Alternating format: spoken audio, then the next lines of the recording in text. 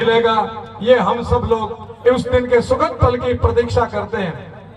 मैं निश्चय ही पहले संत हूं क्योंकि मेरे ये जमात और ये मेरा परिवार है, इनका मुझे परम आशीर्वाद और परम साथ मिल रहा है, इसलिए मैं निर्भय हूं, निश्चय हूं और अभय होकर के आपके बीच में अपने कर्तव्य का निर्वहन करूंगा। और आप जो भगवे में आपने विश्वास जताया, एक संत में विश्वास जताया है, तो मैं आपके मान और स्वाभिमान को कभी बंटा नहीं लगाऊंगा। इन संतों ने भी मेरे में विश्वास जताया है। तारातरा मठ का बाला है, उसका भी मैं ध्यान रखूंगा कि तारातरा मठ के मान सम्मान को भी मैं कभी अक्षुण्ण नहीं होने, खंडित नहीं होने दूंगा।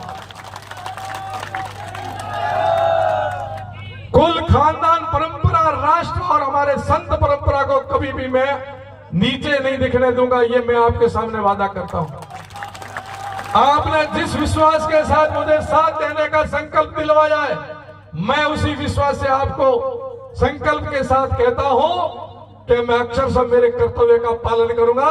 कार्यम व साधे देहम व पाते, या तो अपने कार्यों को सिद्ध कर लेंगे, नहीं तो उसकी सिद्धता हम अपने शरीर को मां भारती को समर्पित कर देंगे। इदं राष्ट्राय इदं न मम, इदं राष्ट्राय इदं न मम की भाव से आपके बीच में आया हूं। और मेरे ऊपर मोहनपुर जी महाराज, इन संतों की कृपा है, मैं अपने ध्येय को प्राप्त करने में अक्षरशः आगे बढ़ूं, आपका आशीर्वाद मिलता रहे। आम जनता से निवेदन करता हूं कि प्रजातांत्रिक प्रक्रिया के अंदर हमें प्रजातंत्र को स्वतंत्रता के साथ में देश के विकास में जोड़ना है। आइए हम सब लोग सबसे ऊपर कोई भक्ति रखना चाहते हैं। आप सब सुधीजन विराजे,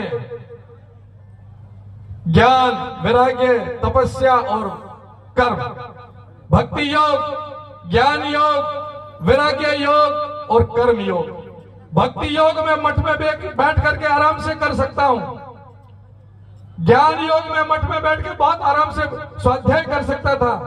वैराग्य से मैं वहां अपनी साधना कर सकता था, परंतु मैंने जो चुना हो, चौथा चरण चुना है, वो है कर्म योग।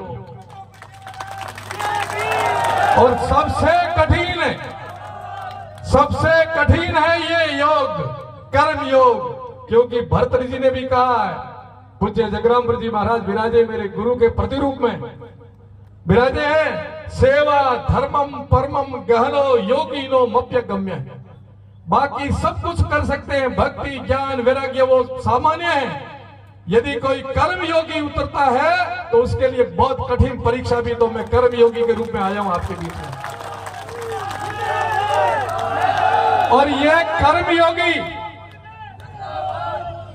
योग ही जीवन का उद्देश्य है, क्योंकि मनुष्य जीवन की जो रचना है वो परोपकारार्थ इदम शरीरम इदं न मम। मेरा राष्ट्र धर्म बनता है। वर्तमान काल के हम सब लोग जिम्मेवार हैं। एक बात कह के बात पूरी करूंगा। क्यों आया राजनीतिक क्षेत्र में? कई प्रश्न खड़े होते हैं लोगों के मन में, साधु होकर राजनीति में क्या करेगा, क्यों आया है राजनीति में? मैंने 4 योग बताए हैं मित्रों। सबसे कठिन यदि है तो कर्म योग है, और गीता में भगवान कृष्ण ने भी ये कहा है कि हम सबको कर्म योगी बन करके अपने कर्तव्य का निर्वहन करना है। नर सेवा नारायण सेवा है, नर सेवा नारायण सेवा है। और कर्म योगी बन करके मैं कोई आपके ऊपर उपकार नहीं करूंगा।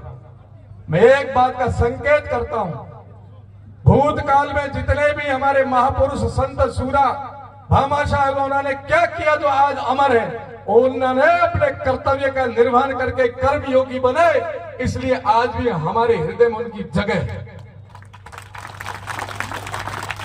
वो कर गए इतिहास के अंदर। भविष्य अभी आएगा तब पता चलेगा। पूज्य संत विराजे, मैं इनके सन्मुख आपसे निवेदन करना चाहता हूं। 2 कर्म माने गए, एक कर्म और एक अकर्म, एक भला और एक बुरा, जिसको पाप और पुण्य कहते हैं। पूज्य संत जगरामपुर जी बाप जी अपने गुरुकुल में अध्ययन किया है। एक कर्म के पीछे 8 भागीदार होते हैं। यदि कोई पाप कर्म होता है उसमें भी 8 भागीदार हैं। कोई पुण्य का कर्म होता है तो उसमें भी 8 भागीदार होते हैं। यदि इस समय हमारे सामने कोई पाप कर रहा है, कोई देश के विरुद्ध कर रहा है, कोई मानवता के विरुद्ध कर रहा है, तो हम मूक होकर देखते तो हम भी पापी कहलाएंगे। देखने वाला पापी है, सलाह देने वाला पापी है, साथ देने वाला पापी है, हाथ से करने वाला भी पापी है। हम सब देखते रहे और मां भारती के साथ क्या होगा तो हम भी पापी कहलाएंगे। हम उनको समर्थन देंगे तो हम भी पापी कहलाएंगे। इसी प्रकार पुण्य के कामों में है, जब आने वाली पीढ़ियां याद करेगी कि उस समय कौन थे जिनके कारण देश उन्नति की तरफ बढ़ा, तो हमारे पुरखे, हमारे परिवार के, हमारे संत उस समय कहां खड़े थे। यदि हम उसके मुख्य धारा में राष्ट्र के साथ खड़े होंगे भी हमें भी सम्मान के साथ देखेंगे, नहीं तो इनका सिर नीचा होगा कि हमारे पुरखे उस समय दूसरी की जगह खड़े थे। इसलिए हम सबको देश के साथ खड़ा होकर के, भारतीय जनता पार्टी के साथ खड़ा होकर के मां भारती की जय जयकार करनी है। इस कर्तव्य का निर्वहन करने के लिए हम लोग आए हैं। पद तो आप सब जानते, सत्ता से ऊपर कोई पद नहीं है, पद से ऊपर कोई सजा। हमारा अमर पद है, हमारा प्रारब्ध है, पूर्व जन्म के कोई अच्छे करते संत बने हैं। अब केवल एक ही काम करना है कि अपने कर्तव्य का निर्वहन करना है। सच्चे मन से मुझे भी करना है, सच्चे मन से आपको भी अपने कर्तव्य का निर्वहन करना है। पद की चाहना नहीं, पैसे की इच्छा नहीं। अब भी मठ और गौशाला, विद्यालय जितने हमारे चलते हैं, ये समाज ही तो चला रहा, तो आगे भी चलाएगा। तो मैं इतना परिश्रम क्यों कर रहा हूं? प्रतिदिन 700-800 किलोमीटर की यात्रा, दिन रात अनवरत चलना, और क्या एक पद पाने के लिए? नहीं, मैं मेरे कर्तव्य का निर्वहन करने के लिए। जनता एक छोटी सी समाज सोचती है हमारे सड़क बना देना, हमारे टाके बनवा देना, हमें सभा भवन दे देना। उनको मैं निवेदन करना चाहता हूं, ये बना करके हम आपके ऊपर कोई एहसान